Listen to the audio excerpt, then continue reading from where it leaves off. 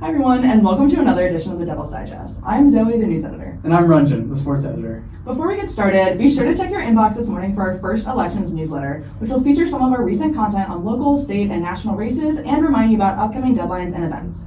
Now for the news of the week. Much of North Carolina is still reeling from the impacts of Hurricane Helene, which touched down in the state just over a week ago and left communities across the state's western region devastated. President Joe Biden visited last Wednesday to survey the damage and announced that the federal government would fund recovery efforts for 6 months.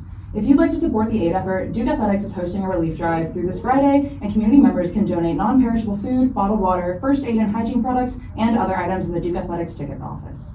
Duke football's undefeated streak came to an end Saturday night in Atlanta as Georgia Tech defeated the Blue Devils 24-14.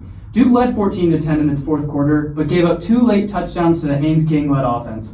The Blue Devils will now get a much-needed week of rest before taking on Florida State October 18th during Parents' Weekend.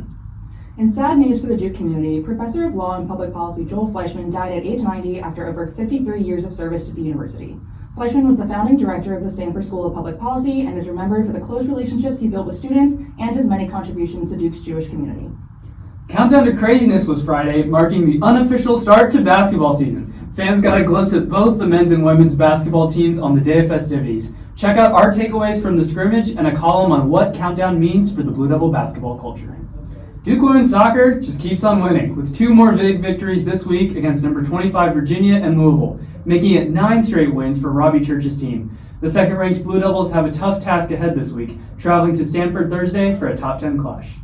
Saturday marked 1 month until Election Day, and the Chronicle spoke to a number of Duke students to find out what their plans are for casting their ballots. If you're still not sure which box to check when you go to the polls, the Chronicle has you covered with our presidential preview series, which breaks down each presidential candidate's stance on a number of important policy issues based on their current platform and political history. We just published a landing page so you can find all existing editions in one place, and stay tuned for more over the upcoming weeks.